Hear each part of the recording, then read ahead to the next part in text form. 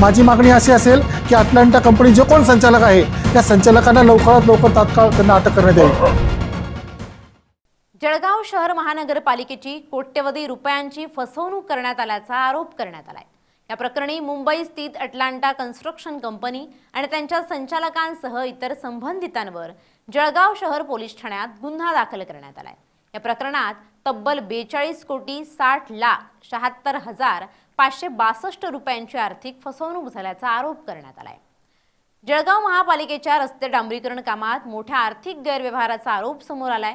Atlanta construction कंपनीनं खोटी माहिती देत कंत्राट मिळवून प्रशासनाची कोटींची फसवणूक केल्याचा आरोप भाजपचे नगरसेवक अरविंद देशमुख यांच्याकडून करण्यात आलाय.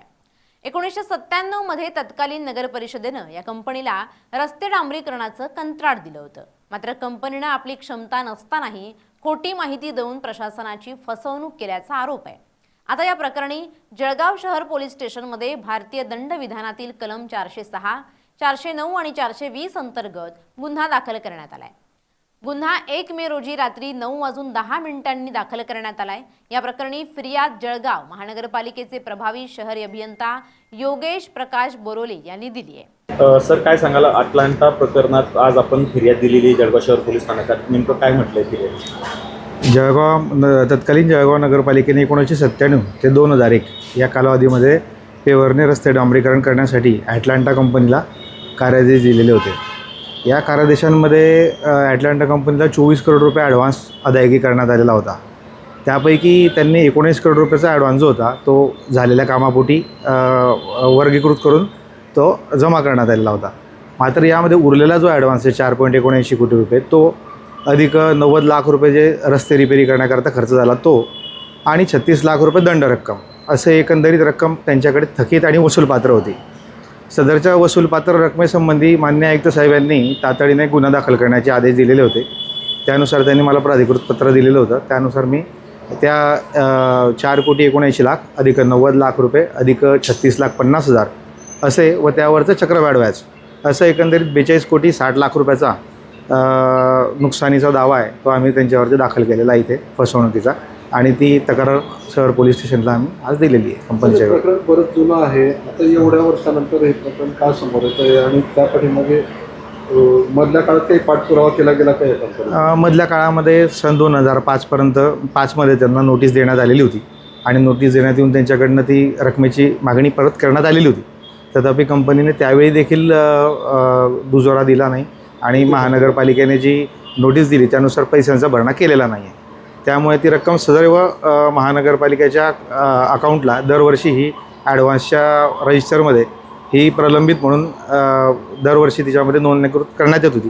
त्यामुळे ती वसुली करण्याच्या उद्देशाने आता सद्यस्थितीमध्ये आयुक्त साहेबांनी त्याच्यावरती गुन्हा दाखल करून ती रकमेबाबत तक्रार दाखल करण्याचं आम्हाला सांगितलं होतं. त्याप्रमाणे आज तक्रार दाखल केलेली. सर, तक्रार नेमकी कुणाविरुद्ध आहे? काही नावं दिली? तक्रार अटलांटा कंपनीचे जे काही संचालक असतील त्यांच्याविरुद्ध ती तक्रार राहील. किती संचालक आहेत त्याच्याबद्दल अजूनपर्यंत माहीत नाही आहे, तर तू त्याबद्दल माहिती घे ना. आपलं नाव सर? योगेश बोरोले, शहर अभियंता. या गुन्ह्यात अटलांटा कन्स्ट्रक्शन कंपनीचे संचालक राजू अंबालाल वावरूट तसंच कंपनीचे इतर संचालक आणि संबंधित व्यक्तींना आरोपी करण्यात आले. जळगाव शहर मनपाचे नगरसेवक अरविंद देशमुख यांनी याबाबत पाठपुरावा करत गुन्हा दाखल करण्याची मागणी केली होती. तुम्ही या ठिकाणी आज अटलांटा कंपनीच्या विरोधामध्ये काही दिवसांपूर्वी तुम्ही देखील फिर्याद दिली होती. पोलिसांनी दखल घेतली नाही, थेट मुख्यमंत्र्यांना आदेश काढावे लागले आणि त्यानंतर आज गुन्हा दाखल झाल्याचं सांगितलं. आता नक्की काय प्रकार आहे सगळा? या प्रकरणाचा म्हणजे आपण खोलात जाऊ. या ठिकाणी अटलांटा कंपनीने 11 कोटी रुपयाची वसुली महानगरपालिकेकडे काढली होती आणि त्यावेळेस या कंपनीचे काही निगोशिएशन, कारण आता आम्ही सत्तेत आलो आहोत, पैसे विकासाकरता लागणार आहेत आणि 11 कोटी रुपये त्यांना द्यायचे, तर मग शहराचा विकास करायचा कुठं? तर त्यावेळेस कंपनीकडनं अपेक्षित उत्तर राहिले नाही. ज्यावेळेस वैयक्तिक या प्रकरणात शोधायचा प्रयत्न केला असता या ठिकाणी अटलांटा कंपनीचे 4,89,00,000 रुपये अटलांटाकडे मोबिलायझेशन ॲडव्हान्सपैकी रक्कम जमा त्यांच्याकडे आहे, त्यांचे घेणे बाकी असताना आपण 11 कोटी रुपये द्यायचे कसे, हा प्रश्न. कसले मागत होते?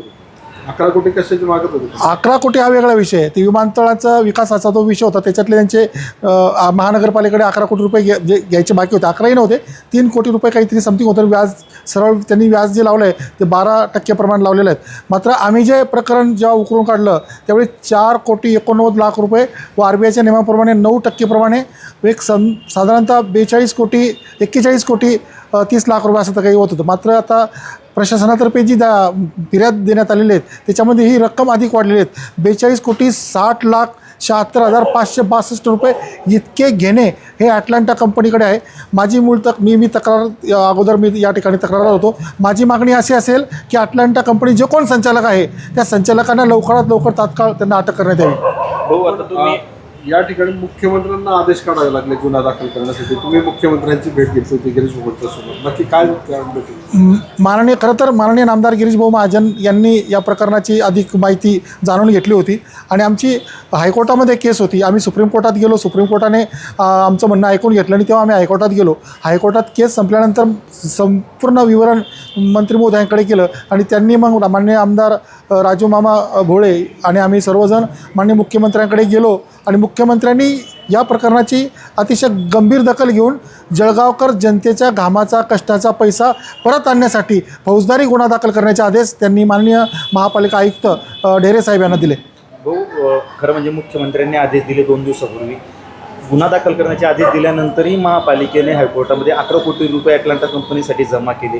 कुठेतरी प्रशासनाने घाई केली का? नाही, कसं आहे, प्रशासनाने खरं म्हणजे चुक्या केलेल्या आहेत. जे प्रकरण 60 दिवसामध्ये तुम्ही कोर्टामध्ये दाखल करायला पाहिजे होतं ते प्रकरण तब्बल 217 दिवसानंतर त्या ठिकाणी तुम्ही त्याच्यावरती हरकत घेतलेली आहेत. म्हणजे कुठेतरी ॲटलांटा कंपनीची कायदेशीर तटबंदी मजबूत करण्यासाठी आपल्यातल्याच काही लोकांनी त्या ठिकाणी त्यांच्या हातमिळवणी करून इतकी मोठी रक्कम त्यांना देण्यासाठी म्हणजे या ठिकाणी भाग पडलं. खरं म्हणजे ही जी प्रक्रिया आहे ही आताच नाही, गेल्या जवळजवळ 24 वर्षातली प्रक्रिया आहे. पण दरम्यानच्या काळात कोणी यांना सहभागी झाला आहे हा पण संशोधनाचा विषय आहे. या प्रकरणी मुख्यमंत्री देवेंद्र फडणवीस यांची देखील भेट घेण्यात आली होती.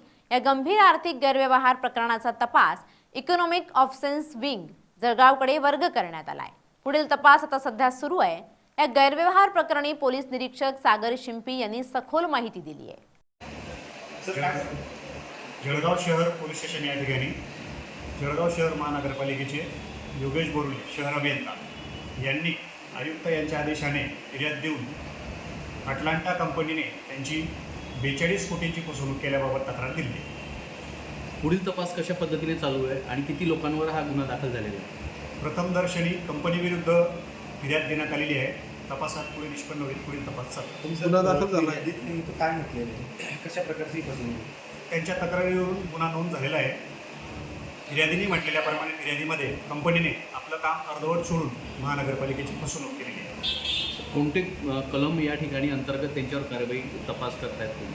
कारवाई या तक्रारीवरून भादवी 420, 406 आणि 409 याप्रमाणे गुन्हा नोंद करण्यात आला.